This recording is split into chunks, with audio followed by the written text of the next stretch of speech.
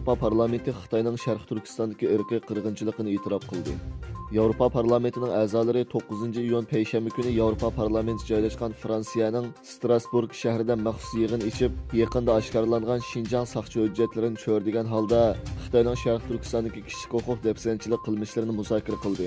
Yig'in oxirida Xitoyning Sharq Turkistonda Uyg'ur va boshqa turkiy millatlarga qaratgan qilmishlarining insoniyatga qarshi jinoyat va irqiy qirg'inchilik xavfi shakllantirganligi haqidagi qaror ko'p sonli ovoz bilan ma'qullandi.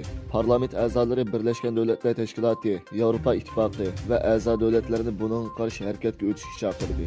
Sharq Turkiston madaniyat va uchur markazining sobiq raisi Abdujalil Qarqash bu vaqtda bayonot e'lon qilib, o'zining Yevropa parlamentining qarorini qarshi olganligini bildirdi va "Men buningga ajr singdirgan barliq kishilarga rahmat aytaman" dedi. Qarqash 27-a'zosi bo'lgan Yevropa parlamentining bu qarorining muhojiratlik Sharq Turkistonliklarning va tashkilotlarning untinsiz tirishchanligining natijasi ekanligini ta'kidlab mundaq dedi: "Adolat hamon bir kun namoyon bo'ladi.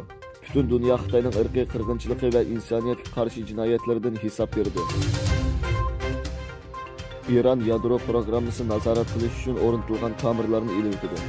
Xalqaro atom energiyasi organining raisi Rafael Mariano Grossi tungun kechda Iranning yadro planini nazorat qilish uchun Tehron va Isfahan qatorliq shaharlardagi yadro aslihalariga o'rinlashtirilgan uskunalar haqida ularga ma'lumot berilganligini bayon qildi.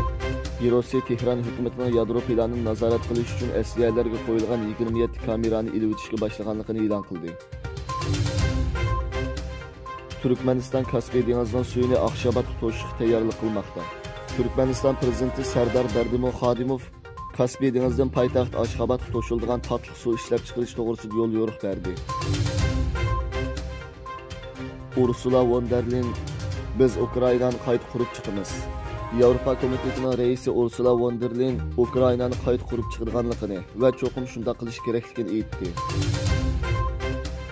"Biz Turkiya va Armeniyaning normallashish musofasini qarshi olamiz."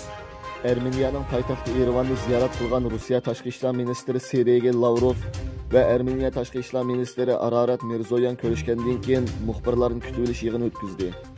Lavrov Turkiya bilan Armeniya o'rtasidagi munosabatning normallashishini qarshi olganligini bildirdi. Xitoyda kelkin 286 ming odam tarqoqlashtirildi.